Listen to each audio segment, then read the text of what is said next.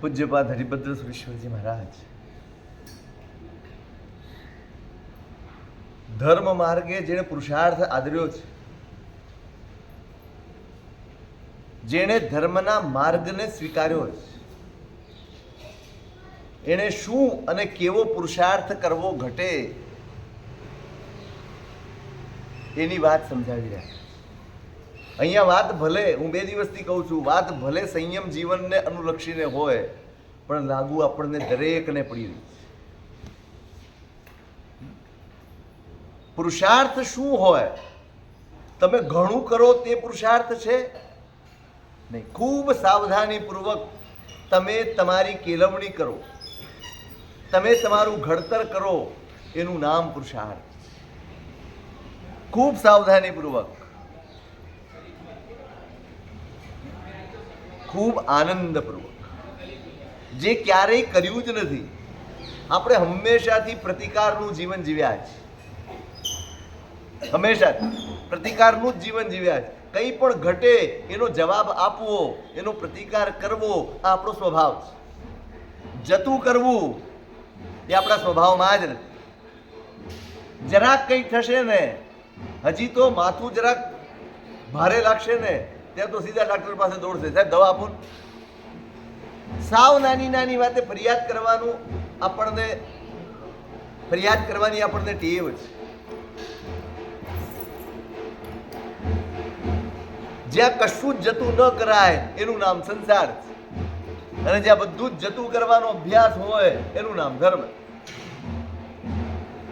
જતું કરવાની ટેવ, જતું કરવાનું સત્વ કેળવવું, એનું નામ ધર્મ.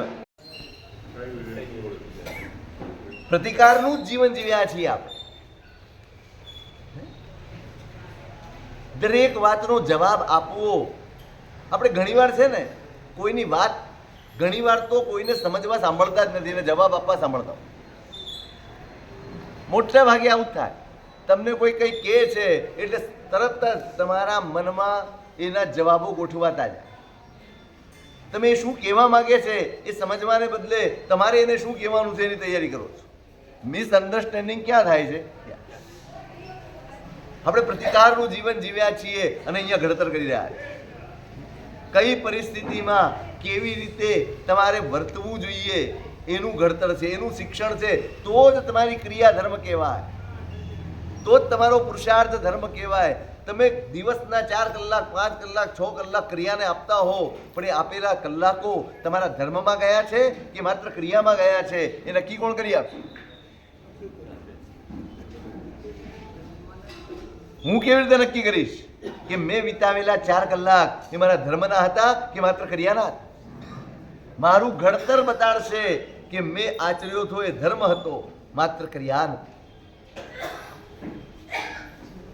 અને એ ઘડતરના તબક્કા આપણે એમાં આગળ વધી રહ્યા છીએ. પ્રતિપન્ન અનુપેક્ષા, કાલે છેલ્લું સૂત્ર એ આવ્યું.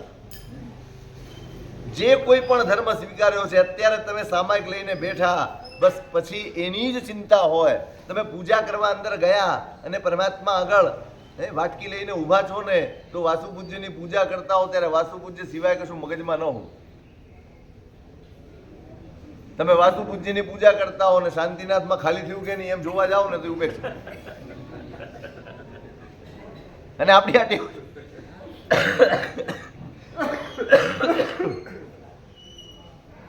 તમે જે કરી રહ્યા છો એને સમર્પિત થાઓ. ભલે નાનકડી ક્રિયા પણ તમે એને સમર્પિત થઈને કરો.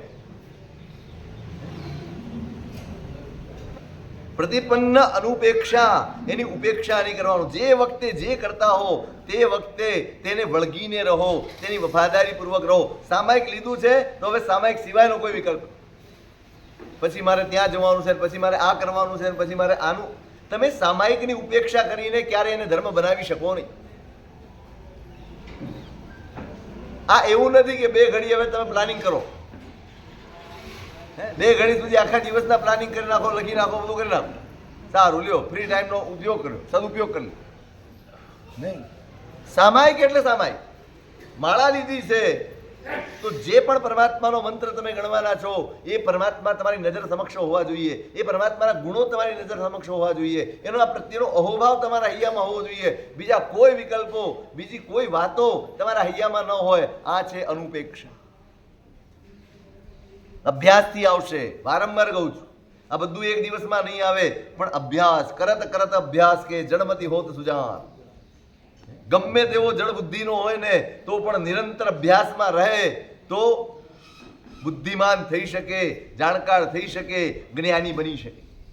અભ્યાસ સતત હોવો જોઈએ. એમ હું નોકરવાળી લઈને બેસું ત્યારે દરેક મણકે મને મારા પરમાત્માનું સ્મરણ હોવું જોઈએ. હું જે બોલી રહ્યો છું એનું ભાન હોવું જોઈએ. હું જે કંઈ પણ મંત્ર બોલું છું એ મંત્ર મારી જાણમાં હોવું. શું જાણમાં હોય આપણી? માળા લીધા, માળા છે કે નહીં એ ખબર ન. મેં કીધું હતું ને, આ મેરું આવે ને, આ ખરેખર મહાપુરુષો એટલે જ મેરું મૂક્યું હશે.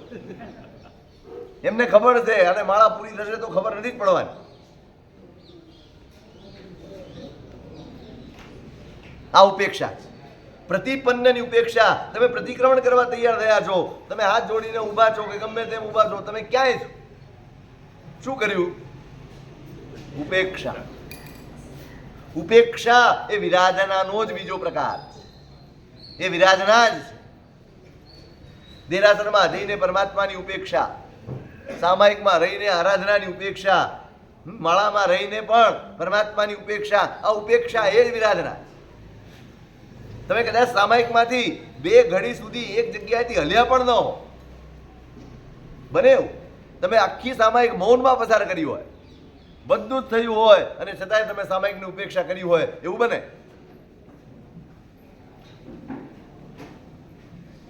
એટલે 32 દોષ ત્રણેયના બતાડ્યા છે. 10 મનના, 10 વચનના, 12 કાય. પ્રતિપન્ન અનુપેક્ષા, જે સ્વીકાર્યું છે એની ઉપેક્ષા નહીં. એના પ્રત્યેનો આદર, એના પ્રત્યેનું બહુમાન, એની નિષ્ઠા, એનું સમર્પણ એ પૂર્વક. સમર્પણ આવશે, અહોભાવ, બહુમાન આવશે તો નાનકડી પણ ક્રિયા તમારી પુષ્કળ કર્મ નિર્જરાનો લાભ કરાવી આવશે. અને નહીં તો અઢળક ક્રિયા કરવા છતાં થોડા પુણ્યનો તમને લાભ મળશે, પણ ચિત્ત શુદ્ધિનો લાભ તમને નહીં મળે, કર્મ નિર્જરાનો લાભ તમને નહીં મળે. હવેનું સૂત્ર છે અસત પ્રલાપા શ્રુતિ. જીવનમાં બનતું દરેક ઘટિતને ધ્યાનમાં રાખ્યું છે. ક્યાં ક્યાં જરૂર પડે આપણને, ક્યાં ક્યાં આપણી સમજણનું ઘડતર આવશ્યક છે, એનું દરેક પાસું નજરમાં રાખીને આ અધ્યયન બનાવ્યું. કેટલાય લોકો જોડે સંપર્ક થાય, કોઈકનો કેવો સ્વભાવ, કોઈકનો કેવો સ્વભાવ, કોઈકની કેવી પ્રકૃતિ. દરેક માણસ પોતાની મસ્તીમાં મસ્ત હોય. પોતાના સ્વભાવને વળગીને જીવવું આ સૌથી મોટી નબળાઈ આપણી છે. સૌથી મોટી નબળાઈ આપણી આ છે કે હું જે છું ને એને વળગીને જીવવું. એમાં બદલવા જેવું છે, એમાં ફેરફાર, હા મને ફેરફાર કરવા જેવું લાગે પણ હંમેશા બીજામાં. ફેરફાર કરવા જેવો તો છે જ અને જરૂરી છે તત્કાલ, પણ કોનામાં? આપણે તો બરાબર છીએ, એકદમ બરાબર. આપણામાં કોઈ ખામી જ નથી, કોઈ દોષ જ નથી, કોઈ દૂષણ જ નથી, બધું જ બરાબર ચાલે. દરેક માણસ પોતાના સ્વભાવને વળગીને જીવે. તમે ગમે એટલું કહો તો એ બદલાવા તૈયાર નથી. એના વ્યવહાર આકરા છે, એની ભાષા આકરી છે, એનું બોલવાનું ગમે તેવું છે. શું કરશો? આવી જગ્યાએ વધારે જરૂર પડે. બજારમાં અને સંસારમાં શું કરશો પછીની વાત છે. ધર્મ ક્ષેત્રે જ્યારે તમે મહેનત કરી રહ્યા છો, પુરુષાર્થ કરી રહ્યા છો, ત્યારે આની જરૂર પડે.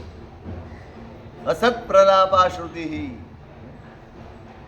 જેના સ્વભાવ નબળા છે, જેના સ્વભાવ દૂષિત છે અને દોષિત છે, એવી વ્યક્તિની વાતો, એના પ્રલાપો એને કોઈ દિવસ કાને ધરવા નહીં. સાંભળવા નહીં નો અર્થ એટલો જ છે, કાને ધરવાની. સંભળાવાના તો છે જ, કાન સુધી ભલે પહોંચે પણ તમારા મગજ સુધી ન પહોંચવા જોઈએ.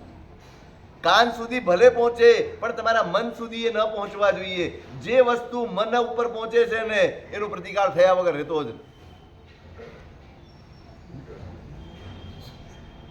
તમારા મન સુધી સંદેશો પહોંચી ગયો એટલે તરત જ પ્રતિકાર થવાનો, તરત જ એનો જવાબ તૈયાર થવાનો, તરત જ એની પ્રતિક્રિયા થવાની.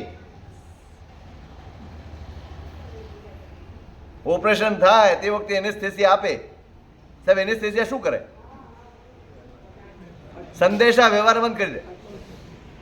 એનેસ્થેસિયાનું કામ શું છે? જે સતત સંદેશા વ્યવહાર ચાલી રહ્યા છે શરીરમાં, અહીંયા કંઈક થયું એટલે સીધું મગજમાં પહોંચી જાય છે, એ સંદેશા વ્યવહાર ડિસ્કનેક્ટ કરી નાખે. હવે એમને જે કરવું એ કરે, જે રીતે કાપવું એ રીતે કાપે. એ બારે મારા બેટા ચા પાણી નાસ્તો કરે અંદર કરે, બધું જ કરે. આટલા મોટા મોટા 8-8 કલાકના અને 10-10 કલાકનું ઓપરેશન હોય, ખોપડી ખુલ્લી પડી હોય અને આનંદ કરતા હોય. એટલે જ પરિવાર વાળાને અંદર નથી લાવતા, એટલે ઝઘડો કરે. આ શું કરો છો તમે? અહીંયા પેલો બિચારો રીબાય છે તમે મોજ મજા કરો છો. પણ પેલાને કાંઈ ફરક નથી પડતો, કારણ સંદેશા વ્યવહાર બંધ. બહુ મોટી સિદ્ધિ છે સંદેશા વ્યવહાર બંધ કરી દેવો. તે મને એવું કેળવાઈ જાય, કોઈ નોંધ લે જ નહીં. આર્ત ધ્યાનમાંથી બચવું હોય ને તો સૌથી અઘરી સાધના આ છે. તમારા મનને કેળવી લો, કોઈ પણ બાબતની નોંધ ન લે, તમે આર્ત ધ્યાનમાંથી બચી જશો. તમે દુર્ધ્યાનમાંથી બચી જશો, તમે રૌદ્ર ધ્યાનમાંથી બચી જશો, તમે કષાયો અને ક્લેશોથી બચી જશો, તમે સંતાપ અને પીડાઓમાંથી બચી જશો. નોંધ લેવાનું બંધ કરો. બસ અશ્રુતિ એનો અર્થ એટલું જ છે, નોંધ લેવાનું બંધ કરી દો. કોણ કઈ ગયું અને શું કઈ ગયું નોંધ જ નહીં લેવા. વાત ખતમ. વાત આગળ ક્યારે વધે? વાત આગળ ક્યારે વધે? એની પરંપરા ક્યારે ચાલે? તમે નોંધ લીધી ત્યારે, તમે એને મન ઉપર લીધી, તમે એને વિચાર્યું, તમે એના અર્થઘટન કર્યા, તમે બીજાઓ સાથે ચર્ચા કરી, બધું જ કર્યું. પછી એકવાર નોંધ લો ને એટલે ઘણું બધું થાય. વાત 2 મિનિટની હોય પણ એની અસર કેટલી લાંબી હોય? કલાકો ચાલે, દિવસો ચાલે, મહિનાઓ ચાલે, સંવત્સરીઓ પતી જાય તો એનો મેળ ખાય છે. કેટલીય સંવત્સરી આવે ને જાય, આને તો છોડીશ જ નહીં. બધું છોડીને જ જવાનું છે. આપણું ધાર્યું કઈ થવાનું નથી. પણ સત પ્રલાપા શ્રુતિ, સાંભળવાનું જ નહીં, કાને ધરવાનું જ નહીં. એની નિશાની શું? તમે કાને નથી ધર્યું એની નિશાની શું? એ તો ખબર પડવી જોઈએ ને. તમને દ્વેષ ન થાય એના પ્રત્યે. પહેલું રિએક્શન એટલે પહેલી અસર આ કે તમને દ્વેષ ન થાય, અને બીજી અસર એ તમે એનો ઉપકારમાં. મને નબળા શબ્દો કહી ગયો, એમાં મને મારા સત્વની ખબર પડી. મારું સત્વ નબળું છે કે મારું સત્વ કેળવાયું? હું ધર્મ માર્ગે ચાલી રહ્યો છું, હું પુરુષાર્થના માર્ગે ચાલી રહ્યો છું, તો મારું સત્વ વધ્યું છે કે ઘટ્યું છે? હું સહન કરી શક્યો કે મારા મનમાં વિકલ્પો જાગ્યા, આર્ત ધ્યાન જાગ્યું, બદલો લેવાની ભાવના જાગી, બીજાને એના માટે નબળું કહેવાની ઈચ્છા થઈ, એની નિંદા કરવાની ઈચ્છા થઈ? જો આ બધા જ ભાવ જાગતા હોય તો સમજી લેવાનું કે હજી આપણું સત્વ નબળું છે. તમે બહુ નાની નાની વાતને કાન ઉપર ધરો છો, મન ઉપર લો છો, અને એના લીધે તમે પીડાયા કરો છો. બહુ શ્રીમંત આમ શું છે, નાના હોય અને સાવ સામાન્ય ઘરમાં રહેતા હોઈએ ને ત્યારે શેરીમાં છોકરાઓ આમને આમ રખડતા હોય, ધૂળમાં રમતા હોય, પડતા અખડતા હોય, કાંઈ ન થાય, કશું જ ન થાય. એ થોડા મોટા શ્રીમંત થાય ને પછી એમ કે અમને ડસ્ટની એલર્જી થઈ.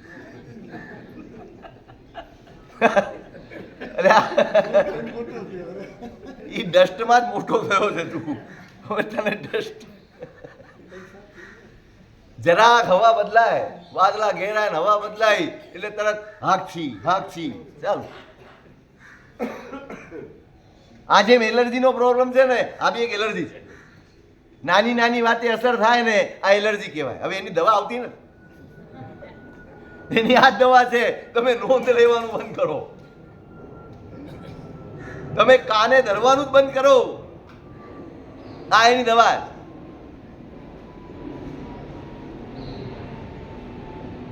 ઉપકાર માનવાનો જ. ભાઈ મારા સંતોની પરીક્ષા કરાવી ગયો, હજી મારામાં કઈક ખૂટે છે. સંત જ્ઞાનદેવ અને એમના બહેન એ પણ સંત છે.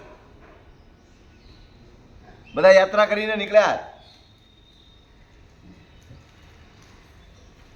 અને કોઈ કુંભાર છે પણ પહોંચેલો સાધક છે. કામ કુંભારનું કરે છે, ઘડા બનાવવાનું કરે છે, પણ અંતર્મુખ જીવન છે, સાધક છે પોતે. એના ઘરે રોકાયા છે. દરેકને પોતાની સાધનાનો એક પેલો હોય કે હા અમે હવે પરિપક્વ થઈ ગયા છે. આટલા વર્ષોની સાધના છે ને હવે અમે પાકા થઈ ગયા છે, પરિપક્વ થઈ ગયા છે. સવાલ પૂછ્યો પેલાને, કુંભારને, નામ ભૂલી ગયો. હે હા, ગોરા કુંભાર. ખરેખર આવા લોકોનું બહુમાન કરવું ના, મજાક નહીં કરતો. આની પરીક્ષા શું, કાચો છે કે પાકો? તો કે ઘડો હોય કે નહીં, એને કુંભારનો ધંધો છે. એ કે તમે ઘડાને ટપલી મારો ને એટલે ખબર પડી જાય કાચો છે કે પાકો છે. તો પણ માણસને તો એને ખબર પડી જાય. અને પેલું ઘડાને ટપારવાનું પેલું પડ્યું હોય ને એ લઈ અને જ્ઞાનદેવના માથામાં ટપ દઈને માર્યું. એના જે બહેન હતા ને એ અકળાઈ, બસ કે તમે કાચા. આટલી જ પરીક્ષા. માર્યું હોય ને અને અસર ક્યાં થઈ? તમે કાચા છો, હજી તમારી સાધના પાકી નથી. આટલી વાતની પણ તમને અસર થઈ. આટલી વાતની પણ સંસારની કોઈ પણ ઘટનાની નોંધ લેવાય ત્યાં સુધી સાધુતા પરિપૂર્ણ ન થાય. નોંધ લેવાનું મન થાય, નોંધ લઈને વિચારવાનું મન થાય, નોંધ લઈને આર્ત ધ્યાન કરવાનું મન થાય એટલે સમજી લેવાનું હજી આપણી ધર્મની સાધના અધૂરી છે, હજી સાધના પરિપક્વ થઈ નથી, આપણે પાક્યા. નહીતર પહેલો જ વિચાર આવે ઉપકારી છે ભાઈ. પેલા ખંડક મુનિને કાંઈ લેવા કે દેવા, નીચે જોઈને ચાલ્યા જાય. 3.5 હાથ ભૂમિએ પોતાની નજર નીચે નાખેલી છે. ઈર્યા સમિતિનું પાલન કરતા કરતા આત્માના ચિંતનમાં મગ્ન થઈને ચાલ્યા જાય. અને રાણીની નજર પડે છે, એ મારા ભાઈએ પણ દીક્ષા લીધી, સગો ભાઈ છે પણ ઓળખાતો નથી. એ પણ આવો હશે, એ પણ આ રીતે વિચરતા હશે, કેવી રીતે બધું કરતા હશે. એ જોઈને એની આંખોમાં જળજળિયા આવી ગયા. રાજાની નજર ગઈ, કોને જોઈને આ ભીના થયા? કંઈક દાળમાં કાળું. આ સમાજની સૌથી નબળી પરિસ્થિતિ છે. આજે પણ આપણે આમાંથી જ પસાર થઈ. કાંઈ પણ જોયું નથી અને એક સિવાયની કોઈ શંકા જ આવતી. આ બે ઊભા છે એટલે આ જ કરતા. આપણી વિચારધારા કેટલી નબળી છે, કેટલી નિમ્ન કક્ષાની વિચારધારા. આવો વિચાર આવે પહેલો જ, બીજો કોઈ વિકલ્પ જ ના આવે મનમાં. હીન સત્વ વાળા છીએ આપ. આપણા વિચારોમાં પણ તેજ નથી, આપણા વિચારોમાં પણ બેલેન્સ નથી. સાહેબ ભય તો રાખવો પડે ને, ચિંતા તો કરવી પડે ને. તું તારી કરી લે, ઘણું થયું. રાજાને શંકા ગઈ, કોણ છે આ? કાંઈ પૂછ્યું નહીં, કોઈ તપાસ ન કરી, બસ આનો યાર લાગે, ખલાસ, જાઓ એની ચામડી ઉતારી લો. ગયા બધા એને. મુનિ તો ચાલ્યા જાય. નગર બહાર હજી પહોંચ્યા છે ને પેલા જઈને ઉભા રહી ગયા. ઉભા રહી ગયા. લો શું કરવું છે? એક થડકારો નથી આવ્યો. કોણ છો ને ક્યાંથી આવ્યા ને આટલી જોરથી કેમ વાત કરો? જે પોતાની સાથે જોડાઈ ગયો ને એને સંસારની કોઈ ઘટનાની નોંધ આવે જ, બન્યા જ કરે, બહાર ગમે તે બને.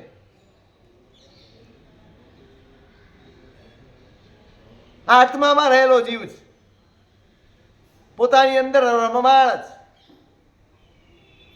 રાજાનો આદેશ છે તમારા શરીરની ચામડી ઉતારવાની, ભલે પૂછતા સુદ્ધા નથી કે ભાઈ મારી ભૂલ શું છે, તો કહો.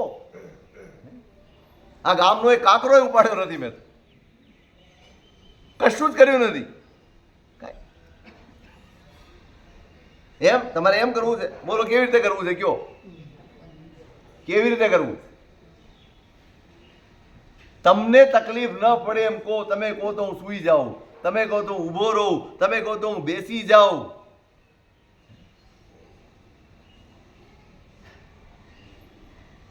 એક પેલો નખમાંથી નીકળી ગયો હોય, 4 દિવસથી ખાવાનું ન ફાવે, દુખ્યા જ કરે. અને એમાં જો તેલ મસાલો લાગી ગયો હોય, કેવી બળતરા. અને એ જીવતી ચામડી એ લોકો ઉતારી ગયા. અને એક પળ માટે કોઈ અપરાધ વગર આવી સજા. અપરાધ વગર ક્યારેય સજા હોતી જ નથી. મને ખબર નથી એટલે હું નિર્દોષ છું? નહીં. મને જાણ નથી, મારી જાણકારીમાં નથી એટલે હું મારી જાતને હંમેશા નિર્દોષ માનું છું. સાહેબ, અમે તો જિંદગીમાં કોઈ મરતાને મેર કયો. સાહેબ, અમે તો કોઈને દુઃખ પહોંચાડ્યું જ નથી. અમારા જ જીવનમાં આવું કેમ? પણ તો ભાઈ આજે તું ડાયો છો, તું આજે ડાયો છો. તારી ગઈકાલનું તો સ્મરણ તને નથી. તે ગઈકાલે શું કર્યું છે એનો તને ખ્યાલ નથી. આજે જે છે ને એ તો બધો ગઈકાલનો હિસાબ છે. આજનો હિસાબ તો વળી પછી થશે. મેં કાંઈ કર્યું નથી. અજ્ઞાનના લીધે આપણે આપણી જાતને નિર્દોષ માનતા હોય. આર્ત ધ્યાનનું કારણ આ જ. આર્ત ધ્યાનનું કારણ અજ્ઞાન છે. હું અજ્ઞાનમાં છું એટલે સતત કઈ જોયું આ જયેશભાઈનું મેં કાંઈ બગાડ્યું નથી ને તોય મારું બગાડે. આ અજ્ઞાન. એ જગ્યાએ જો મારું જ્ઞાન, મારી સમજણ સમ્યક બની હોય ભાઈ, કોઈક પૂર્વ ભાવના ઋણાનુબંધ છે આજે મારે ચૂકવવાના છે. કોઈક મારું મા બાપ બનીને ચૂકવવા લેવા આવ્યું છે, કોઈ પતિ પત્ની બનીને લેવા આવે, કોઈ દીકરા દીકરી બનીને લેવા આવે, કોઈ ગ્રાહક બનીને લેવા આવે, કોઈક તમારો ભાગીદાર બનીને લેવા આવે, કોઈક તમારો ભાઈ બનીને લેવા આવે, કોઈક તમારી બહેન બનીને લેવા આવે. દરેક વ્યક્તિ તમારી સાથે જોડાય છે એ તમારા કર્જ ચૂકવવા માટે જોડાય, તમારું દેવું લેવા માટે ભેગા થાય છે ને જોડાય. કોઈ આપણે માનીએ અમારી મમ્મી ને અમારા પપ્પા ને અમારો ભાઈ ને અમારી બહેન ને અમારા પતિ ને અમારા પત્ની ને અમારા દીકરા ને મારી દીકરી, આ બધું આપણું અજ્ઞાન છે. બધું જ ચૂકવવાનું છે, સંબંધોથી ચૂકવવાનું છે, જોડાઈને ચૂકવવાનું છે, કોઈ પણ રીતે ચૂકવવાનું. ઉપકાર અપરાધ કોઈક ભાવમાં કર્યો છે.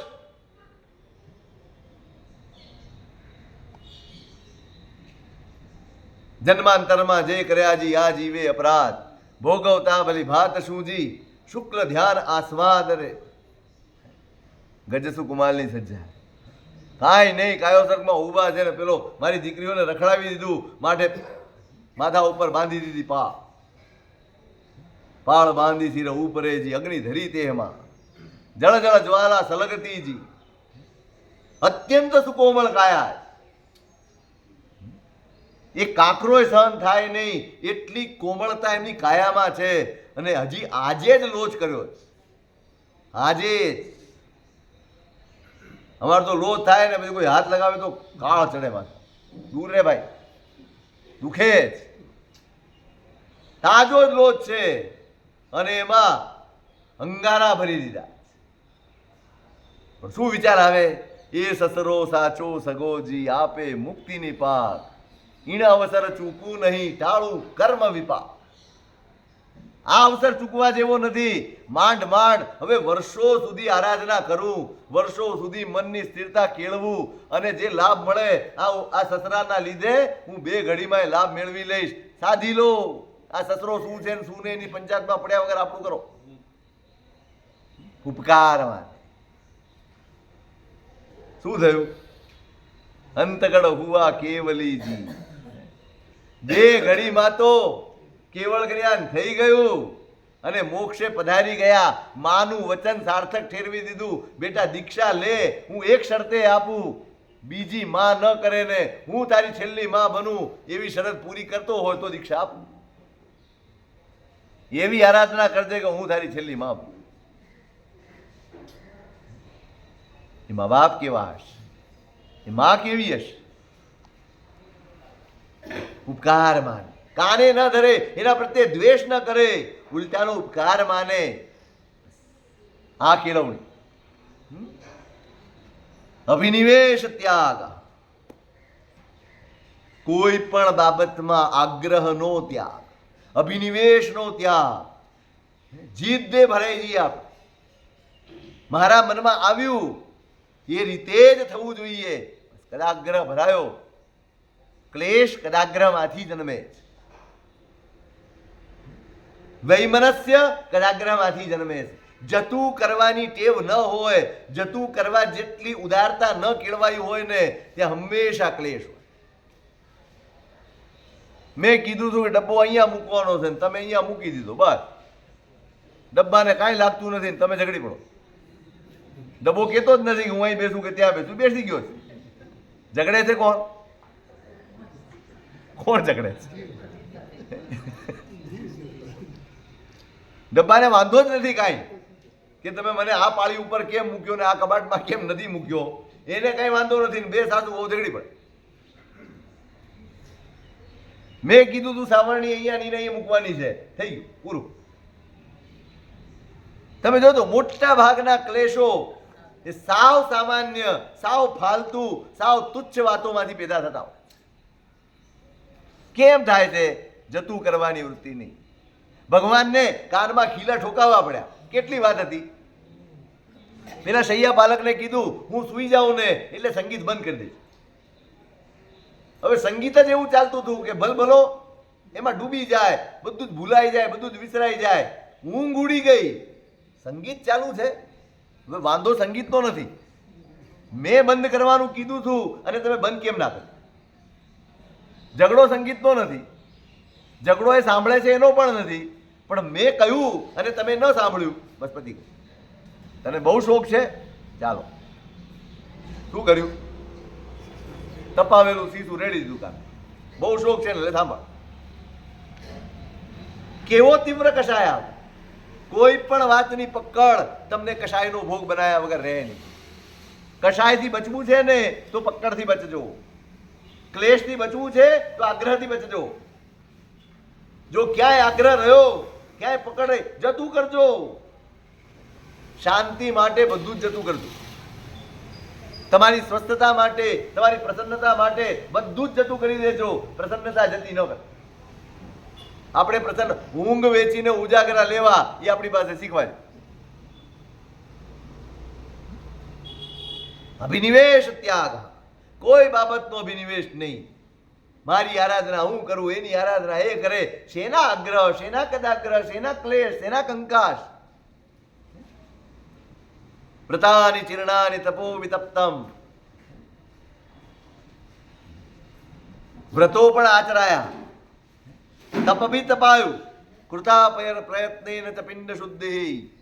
ગોચરી જાય એક એક દોષને સાવધાની પૂર્વક નિહાળે, સાવધાન રહે, ક્યાંય 42 માંથી એકે દોષ ન લાગી જાય એ રીતે આહારચર્યા કરતો હોય, વ્રતનું આરાધન કરતો, ઉગ્ર તપશ્ચર્યાઓ કરે,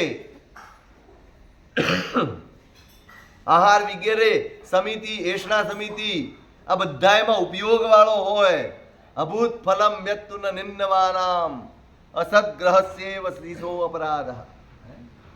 છતાંય જે નિર્ણવ થઈ ગયા શાસનમાં, નિર્ણવ થયા,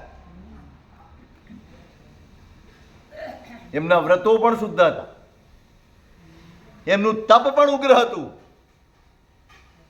એમની પિંડ શુદ્ધિ પણ અદ્ભુત હતી. કોઈ દોષ ન લાગે એવો જ આહાર લાવતા. અને છતાંય એમને એ પુરુષાર્થનો લાભ ન મળ્યો. કેમ? અસદગ્રહસ્યેવ હિસોપરાધ. ચિત્તમાં એક અભિનિવેશ આવી ગયો, આગ્રહ આવી ગયો, હું જે માનું છું એ સાચું. જમાલીએ તો ત્યાં સુધી ગઈ, હવે ભગવાનને જમાઈશ, ભગવાનનો જમાઈશ. ભગવાન ખોટા છે હું સાચો થઈ. બસ એક આગ્રહ આવી ગયો, એ કદાગ્રહ બંધાઈ ગયો, સંયમ હારી ગયા. મિથ્યાવિનિવેશનો ત્યાગ કરજો. કોઈ પણ વાત હોય સાચું સમજવાનો પ્રયત્ન કરજો. સમજાય તો સારું, ન સમજાય તો ઉભા થઈને વેતા થાય. ઝઘડો નહીં કરો. તમને લાગે કે સામો સમજવા તૈયાર છે અથવા સમજવાની બુદ્ધિથી આવ્યો છે. ઘણા લોકો છે ને માત્ર આપણને સમજાવવા આવે અને આપણને ખોટા ઠેરવવા આવે, સમજવા તો આવતા જ નહીં. એવા લોકો જોડે ક્યારેય વાદમાં ઉતરવું નહીં, ક્યારેય ન ઉતરવું. કદાચ બેસવું પડે ને તો સાંભળવીને ખંખેરી ઉભા થઈ ચાલો. અસદ્ગ્રહ અભિનિવેશ ત્યાગ, અનુચિત અગ્રહણમ. પોતાના આચારમાં, પોતાના ધર્મ પુરુષાર્થમાં જે બાધક બને એવું કશું જ ગ્રહણ કરે નહીં. એવી કોઈ વાત, એવી કોઈ વસ્તુ, એવું કોઈ વ્યવહાર કશાયનો સ્વીકાર ન કરે. અગ્રહણમ નહીં.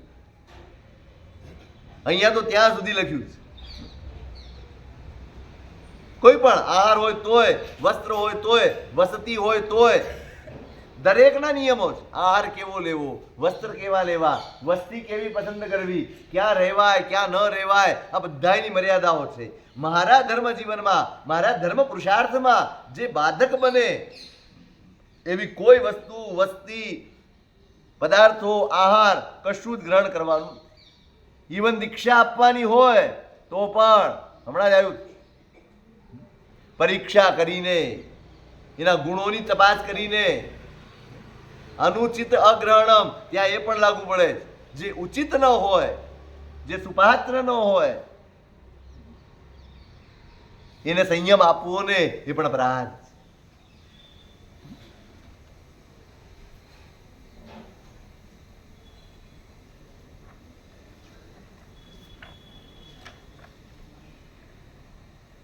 અનુચિતનું ગ્રહણ ન કરવું અને એની સાથે જ ઉચિતની અનુજ્ઞાપના. ઉચિતે અનુજ્ઞાપના. યોગ્ય વસ્તુ પણ લેવી હોય, જોજો મર્યાદા જુઓ. અનુચિત છે ને તો લેવાનું જ નથી, પણ ઉચિત છે, યોગ્ય છે તો પેલા આજ્ઞા માંગવાની. કેમ એવું કરવાનું? આ વારે વારે શું જઈ જઈને પૂછપૂછ કરવાનું?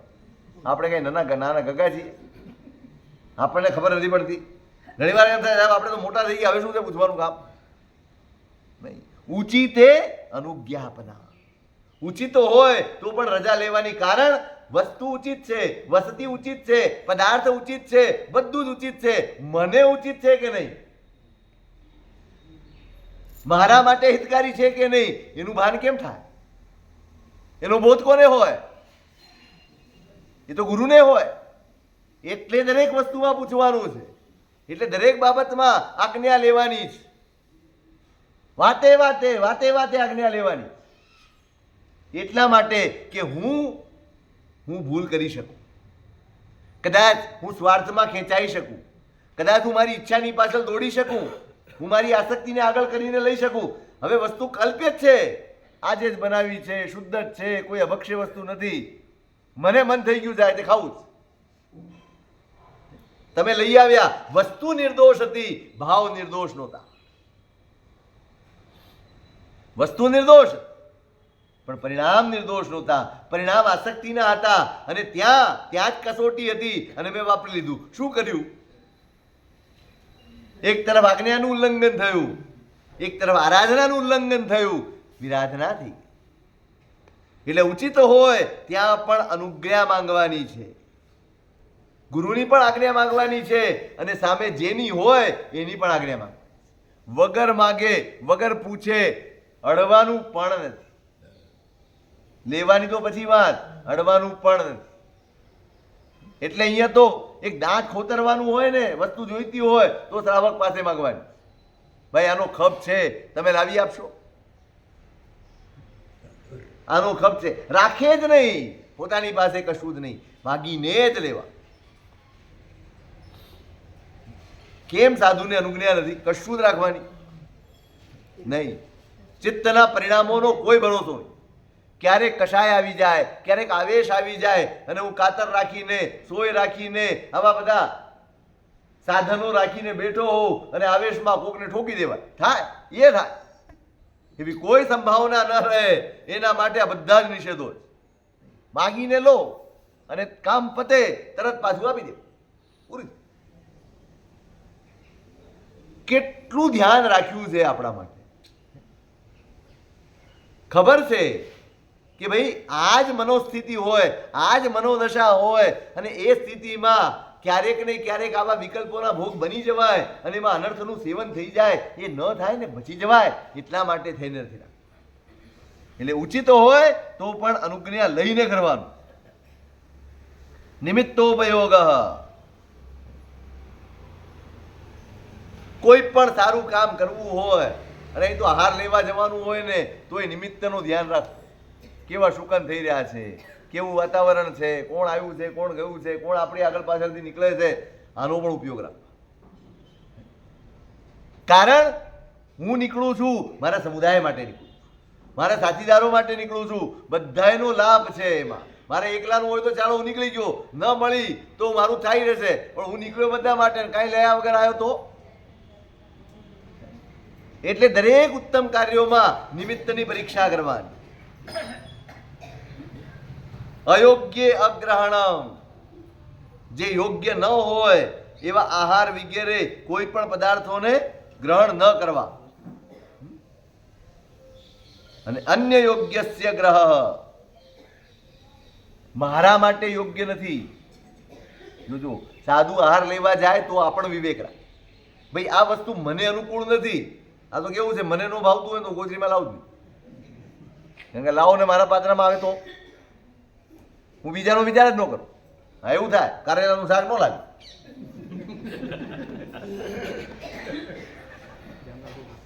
પછી ઓલા 3 જણાને ભાવતું હોય ને નહીં. અયોગ્ય ગ્રહણમ, મારા માટે યોગ્ય ન હોય તો ગ્રહણ નહીં કરવાનું. પણ અન્ય યોગ્ય છે ગ્રહ, એ જ વસ્તુ બીજાને અનુકૂળ હોય, બીજાને ફાવે એવી હોય, બીજાના આરોગ્ય માટે યોગ્ય હોય તો મારે લઈને આવવાનું, મારે ગ્રહણ કરવાનું. બીજાનો ખ્યાલ, બીજાનો વિચાર કરવાનો જ. મારો સ્વાર્થ, હું ગોચરી જાઉં એટલે ફૂલ ફેસિલિટી, મને જે ફાવે લઈ આવું નહીં. આહાર એ આરોગ્ય સાથે પણ સંકળાયેલું છે, સંયમ સાથે પણ સંકળાયેલો છે, આરાધના સાથે પણ સંકળાયેલો છે. કોને ક્યારે શું અનુકૂળ આવે એ બધાનો ભાઈ આવી ખબર જેને ન હોય ને એને ગોચરી લેવા મોકલાય પણ. જે તે ઉપાડી લાવે, વેઠ ઉતારી આવે, ન મોકલાય. જેમ દોષોનો ખ્યાલ રાખવાનો છે એમ બીજાની આહારની અનુકૂળતાનો પણ ખ્યાલ રાખવાનો. આટલો વિવેક આવે પછી આહાર ઝોલી લઈને નીકળી શકાય.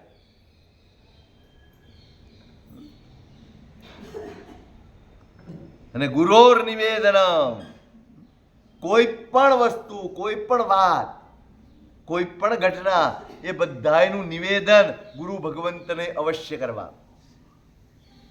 મેં કહ્યું હતું તમને, ગોચરી જઈને આવે ને એટલે પેલા ગોચરી આલોવાની આ રીત હતી. ગોચરી આલોવી એટલે જે કંઈ બન્યું હોય બધું જ નિવેદન કર્યું. ક્યાંક આપણા હાથે ખોટું થઈ ગયું હોય, ક્યાંક કોઈકને ખોટો જવાબ અપાઈ ગયો હોય, જવાબ આપે. સાધુ પોતાના હાથમાં અધિકાર રાખે જ નહીં. તમે જો સુહસ્તી સુધી મહારાજ બિરાજમાન છે, સાધુ આહાર લેવા માટે ગયા છે અને પેલો ભિખારી દર દર ભટકે છે, ક્યાંય ગોચરી મળતી, અરે ક્યાંય ભિક્ષા મળતી નથી, જ્યાં જાય ત્યાંથી ધૂતકાર મળે, બધાય ભગાડે. એમાં મુનિરાજને જોયા, બધા હો હો પધારો પધારો પધારો કરે, એ જોયા કરે છે. મને કોઈ ઊભું નથી રાખતું અને આ લોકોને ઘરોમાં લઈ જઈને વરાવે છે, બધું આપે છે. ઘરની બહાર ઊભો રહી ગયો, રાહ જુએ છે. મુનિરાજ આવ્યા, સાહેબ ભૂખ્યો છું 3 દિવસ, ચાલવાની હવે શક્તિ રહી નથી, ચક્કર આવે એવી પરિસ્થિતિ છે, મને કંઈ ખાવાનું આપો. હું આવું તો એમ કહી દઉં, ભાઈ અમારું ઓરેલું તને ન ખપે, બારોબાર પતાવી દે. આપણે હોશિયાર ખરા ને, આરાધક હોય ને એ આવા જવાબ ન આપે, હોશિયાર જવાબ આપે. આરાધક હોય એ આરાધક હતા. એમણે કીધું ભાઈ આ ગોચરી છે ને એના ઉપર અમારો અધિકાર નથી, આ જે કંઈ પણ મળે છે એના ઉપર અમારો અધિકાર નથી, અમારા ગુરુનો અધિકાર છે, તમે ત્યાં ચાલો. એ કે તો અમને વાંધો નથી. જો મારી જેમ બારોબાર પતાવી દીધું હોત ને તો સંપ્રતિ મહારાજા નો મળ્યા હોત. આપણા રીતે ઘણું ખોયું. આપણે આવા ઘણા બિચારા જીવો નીકળી ગયા છે. આવા એમનો આ વિવેક કે ભાઈ આના ઉપર મારો અધિકાર નથી, મારા ગુરુનો અધિકાર છે, ત્યાં તમે ચાલો. હું તો કહી દઉં અરે ઓરેલી વસ્તુ અપાય કઈ નો અપાય, ચાલો જાઓ. અથવા હું તમને ભલામણ કરી દઉં ભાઈ 2 રોટલી આપી દેજો. અને એ જીવ ત્યાં પહોંચ્યો ઉપાસ રહે કરગરે છે મહારાજ સાહેબ પાસે. આચાર્ય ભગવંત એનું દીદાર નથી જોતા, એનું લલાટ જુએ અને દીક્ષા આપી દે. સારું છે આપણા જેવો સમાજ નહોતો. મહારાજને તો કાંઈ નહીં, જે આવ્યો એને મૂંડવા જોઈએ, હવે કાંઈ જોવાનું જ નહીં કોણ છે કોણ નહીં. એક દિવસનું ચારિત્ર, કેટલા દિવસનું ચારિત્ર? ભૂખ્યા હતા, ખવડાવ્યું. કોઈ દિવસ જિંદગીમાં ગોચરીમાં આવે એવો ગરિષ્ઠ આહાર નહીં વાપરેલો. કેમ પચે? અકળામણ થઈ અને જે હળે હળે કરતા હતા ને એ જ બધા શેઠિયાઓ આવીને પગ દબાવે, એ જ શેઠિયાઓ. અને એના હૈયામાં અહોભાવ, ઓહો આ વેશનો આવો પ્રભાવ. હજી સવાર સુધીમાં બપોર સુધી તો મને ઊભો રહેવા નહોતા દેતા, અને એ જ શ્રેષ્ઠીઓ ઓળખે છતાંય પગ દબાવવા. આ વેશનો, આ સાધુપણાનો આ પ્રભાવ, એ અહોભાવ જાગ્યો અને બીજ પડી ગયું. શું થયો? સંપ્રતિ મહારાજા બની ગયો, ઉદ્ધાર થઈ ગયો. આ વિવેક છે, આ મર્યાદાઓ. ગુરોર નિવેદનમ, ગુરુને નિવેદન કરે. સાહેબ આવું બન્યું, આની સાથે વાત થઈ, આવી વાત થઈ, આ વાત થઈ, આવો જવાબ આપ્યો. ખોટું હોય તો ગુરુ સુધારી આપે. પછી આખી બાજી બગડી જાય. પછી ગુરુ પાસે આવે ત્યારે ગુરુ પૂછે કીધું કેમ નહીં? અરે મને એમ કે આમ હતું તેમ હતું. પછી ગુરુ શું કરે? ગુરુને અને આહાર લાવે ત્યારે પણ ગુરુને નિવેદન કરે સાહેબ પધારો. આહાર આપવાનો અધિકાર પણ કોનો? લાવવાનો મારો, પણ બીજાને આપવાનું હોય જે સમૂહ હોય એને આપવાનો અધિકાર કોનો? ગુરુનો. હું લાવ્યો એટલે ફટાફટ આપવા માંડું અને પછી મારામાં જે જોઈતું એ રાખી લઉં. કેટલી વૃત્તિઓ, નબળી વૃત્તિઓ પોષાય છે આવી છૂટમાં. એટલે આવી છૂટ નથી આપી. મને એવું થાય હું બધાને વેચતો સારું રાખી લઉં. બને એવું ભાઈ, જીવદળ છે, મન છે, થઈ જાય. એનાથી રક્ષણ થાય માટે જે લાવ્યા હોય ધરી દે. સાહેબ આ છે હવે આપ. સ્વયં દાનમ, પોતે ન આપ, પોતે ન આપ. હા, ગુરુ એમ કે ભાઈ તમે કરી દો તો જ પોતે કરે. તમે રહેવા દો, હું કરી લઈશ. તમને નહીં ફાવે, તમે થાકી જશો. તમને ખબર નથી આ લોકો લેતા નથી. નહીં, એક પણ વધારાનો શબ્દ, એક પણ વધારાનો વિચાર રજૂ કરવાની રજા નથી. સ્વયં અદાનમ, પોતે ન. હા, ગુરુની રજા મળે. ગુરુ તમને યોગ્ય જાણી ઉચિત સમજી અને તમને સોંપે તો જ તમારાથી કરાય. અને ઉચિત છંદનમ, કોને આમંત્રણ અપાય? તમે આહાર લાવ્યા, આમંત્રણ આપવાનું છે બીજાને. સાહેબ ગોચરી આવી છે, લાભ આપો ને. એને વાપરવું હોય કે ન વાપરવું હોય પણ આમંત્રણ આપે. કદાચ ઈચ્છા થાય અને હું જે આહાર વગેરે લાવ્યો છું એમાંથી મને લાભ મળી જાય. લાભની વૃત્તિથી પોતે એને નિમંત્રણ, પણ કોને આપવા જાય એની મર્યાદાઓ હોય. પોતાના સમાન માંડલીના જેના વ્યવહારો છે, સમાન આચારો છે, સમાન સમાચારી છે, એવા જ બધા જીવોને આમંત્રણ હોય. આ બધી મર્યાદાઓ છે સાધુ જીવન. અને ધર્માય ઉપભોગ, આહાર કરવા બેસે કેમ? આહાર લેવા કેમ જાય? આહાર કરવા કેમ બેસે? શા માટે સાધુએ આહાર લાવવો જોઈએ? વેયણ વેયા વચ્ચે ઈજે ઠાણેય સંયમ ઠાણે, સંયમ ઠાય તહ પાણવત્યાય છઠ્ઠમ પૂર્ણ ધમ્મ ચિંતાય. ઉત્તરાધ્યયન સૂત્રની આ ગાથા છે. 6 કારણ હોય તો જ સાધુએ આહાર લેવા નીકળો. વગર કારણે તો આહાર લેવાય જવાનું નથી. હવે તો અમારું મુખ્ય કારણ એ છે તમારો આગ્રહ. બહુ આગ્રહ હતો એટલે દઈએ. આવું આમાં લખ્યું નથી. 7મું કારણ આપણે ઉમેરી દઈએ, શ્રાવકોનો આગ્રહ એટલે જવાનું. એ કારણ કાયમ મળે.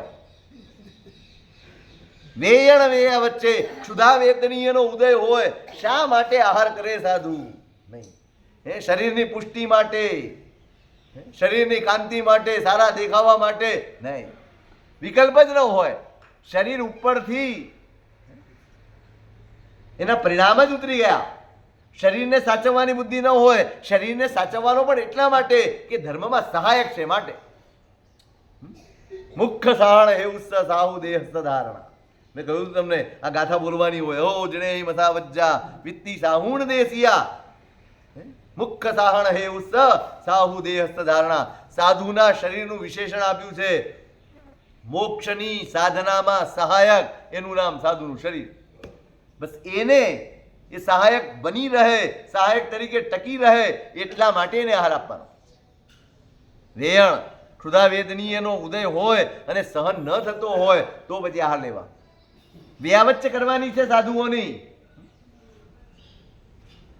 બાહુબલીજીની એની વાત એવી જ આવે છે ને પૂર્વમાં. 500 સાધુઓની વ્યાવચ્ચ કરતા હતા. હવે વ્યાવચ્ચ કરવી હોય, ગમે ત્યારે જાગવાનું હોય, ગમે ત્યારે ખડા પગે ઓછરી લેવા જવાનું હોય, ગમે તેટલી વાર જવાનું હોય, શરીરમાં સામર્થ્ય જોઈએ, બળ જોઈએ અને એટલા માટે એ આહાર કરે. ઇરિયટ થાય. ચાલતા ચાલતા ચાલતા ઈરિયા પથિકી જૈણાનું પાલન કરવાનું છે, જીવદયાનું પાલન કરવાનું છે. જો ખાધેલું બરાબર ન હોય, ચક્કર આવતા હોય, અંધારા આવતા હોય તો જીવદયા પાળી ન શકાય. માટે તમારી સ્વસ્થતા માટે તમારે આહાર કરવાનો. સંયમઠ્ઠાય સંયમ, સંયમની સ્થિરતા માટે, સંયમના પુરુષાર્થ માટે તમારે આહાર લેવાનો છે. તહપાણવત્યાય પ્રાણને ધારણ કરવા માટે. પ્રાણ સ્વસ્થ હશે તો તમારો સંયમ સ્વસ્થ હશે, તો તમારી આરાધના સ્વસ્થ હશે. છઠ્ઠમ પૂર્ણધમ્મ ચિંતાએ ધર્મ ચિંતા, સૂત્રોનો સ્વાધ્યાય, પુનરાવર્તન, અનુપ્રેક્ષા, આ બધા જ કાર્યો આપણે જુઓ. ઉપવાસ કરે પછી કેવું થાય? સાંજ પડે ત્યાં તો બધા કિલોમીટર પૂરા થઈ ગયા. કાંઈ ગમે નહીં. પ્રતિક્રમણે ન ગમે, એક નોકરવાળી ના ગમે, કશું જ ના ગમે. ધર્મનું ચિંતન, ધર્મનો સ્વાધ્યાય, શાસ્ત્રોનું પુનરાવર્તન અને અનુપ્રેક્ષા, આ બધામાં જરૂર પડે માટે આહાર કરે. આ 6 કારણે આહાર. એટલે ધર્માય ઉપભોગ, ધર્મની સ્થિરતા માટે, ધર્મની પુષ્ટિ માટે જ સાધુ દરેક વસ્તુનો ઉપયોગ કરે, ઉપભોગ. અને વિવિક્ત વસતી સેવા, જ્યાં મારા પરિણામ જળવાઈ રહે. કેવી વસ્તીમાં સાધુ રહે? જ્યાં એને કોઈ નબળું નિમિત્ત ન હોય, નબળા દ્રશ્યો ન હોય, નબળી વાતો કાને ન પડતી હોય, ક્લેશની, સંક્લેશની, કષાયોની, આર્ત ધ્યાનની, વિકલ્પોની કોઈ પણ જાતની વાતો, દ્રશ્યો એને નજરે ન પડે, એના કાને ન પડે, એના ધ્યાનમાં ન આવે એવી વસ્તીમાં એનો વાસ હોય. વિવિક્ત વસતી સેવા. સાવધાન રહેવાનું છે. આપણા પરિણામો નાનકડા નાનકડા નિમિત્તે બદલાઈ જતા હોય છે. નાનકડા નિમિત્તે નબળા પડી જતા હોય છે. એ પરિણામોની રક્ષા માટે, એ શુભ અધ્યવસાયોને ટકાવી રાખવા માટે, એને સ્થિર કરવા માટે, એને દ્રઢ કરવા માટે નિમિત્તોથી દૂર રહેવું પણ જરૂરી છે. નિમિત્તોથી દૂર રહીને પોતાની કેળવણી કરવી એનું નામ સાધના. માત્ર નિમિત્તોથી દૂર રહેવાથી કામ નહીં થાય. આ કોરોના આવ્યો અને આપણને લોકડાઉન લગાડ્યું. કેમ? કે ભાઈ કોરોના વાયરસ અત્યારે એ કન્ડિશનમાં છે કે તમે એને ફેસ કરી શકો એમ નથી. એ તમને મૃત્યુ સુધી પહોંચાડી શકે એમ છે. પણ આપણે ઘરમાં બેસ્યા કે અંદર લોકડાઉન લગાડ્યું, બહાર નહોતું નીકળવાનું. એ દરમિયાન કર્યું શું? શું કર્યું? પ્રતિકાર શોધ્યો, એની દવા શોધી, એનો પ્રતિકાર શોધ્યો. અચ્છા, આજે કોરોના ગયો, નથી ગયો ને? તો શું ગયું? તમારી શક્તિ વધી ગઈ. હવે કોરોના હોવા છતાં એ કોરોનાની તમને અસર થતી નથી. એમ નિમિત્તોથી બચીને તમારે તમારી અંદરના તત્વની કેળવણી કરવાની. તમારું બળ, તમારું ધૈર્ય, તમારી સ્થિરતા, તમારી સમજણ, તમારું જ્ઞાન એને વધારવાનું છે કે જેથી કરીને નિમિત્ત વચ્ચે પણ જવાય તો પણ તમારા પરિણામોમાં વિકૃતિ ન આવે, પરિણામો ભ્રષ્ટ ન થાય, પરિણામો પડી ન જાય. એટલા માટે એકાંતમાં રહેવાનું. કાયમ એકાંતમાં જ રહેવાનું હોય. જરાક નિમિત્ત મળે ને ઢબી પડતો હોય તો એની સાધના અધૂરી. તો વિવિક્ત વસતી સેવા, એકાંતવાસનું સેવન કરવાનું છે. જ્યાં કોઈ સ્ત્રી, પશુ, નપુંસક એવા કોઈ જીવો, એવી કોઈ પરિસ્થિતિઓ ન હોય જેથી મારા પરિણામમાં દોષ પ્રવેશ કરે. અને પછી આવે છે સ્ત્રી કથા પરિહાર. સ્ત્રી કથાનો જ ત્યાગ કરે. ગમે તેવી વાતો હોય નહીં કરવા. જે નિમિત્તે મારા મનમાં ચંચળતા પેદા થાય એવી કોઈ પણ વાત કરવાની નહીં. કેટલી બધી મર્યાદાઓ છે. જે જગ્યાએ પુરુષ બેઠો હોય એ જગ્યાએ સ્ત્રીએ, અને જે જગ્યાએ સ્ત્રી બેઠી હોય એ જગ્યાએ પુરુષે 2 ઘડી સુધી બેસાય નહીં. આજે તો તમે આ ખુરશી ઉપરથી ઊભા થઈ જાઓ ને, એવી ફોટોગ્રાફી છે. તમે ઊભા થઈ જાઓ તો આ ખુરશી ઉપર કોણ બેઠું હતું ખબર પડી જાય. પડે? ફોટો પડી જાય અને એ સાહેબ બેઠા હતા ખબર પડી જાય. એમના ગયા પછી પણ કેમ કે એમની ઓરાફીલ્ડ અહીંયા છે, એમના પૂતગલો અહીંયા છે. કેટલી દૂરગામી દ્રષ્ટિ છે મહાપુરુષોની, કેટલી દૂરગામી. એ જગ્યાએ બેસો તો એ પરમાણુ પણ અસર કરે. તમારા ચિત્તના વિકલ્પોમાં એ પણ નિમિત્ત બને. અને માટે 2 ઘડી સુધી એ આસન ઉપર, એ જગ્યા ઉપર બેસવાનું. ઇન્દ્રિયા પ્રયોગ બહુ અદભુત સૂત્રો છે બધા. આગળના સૂત્રોનું શું સ્વરૂપ? અધિકાર વર્તમાન.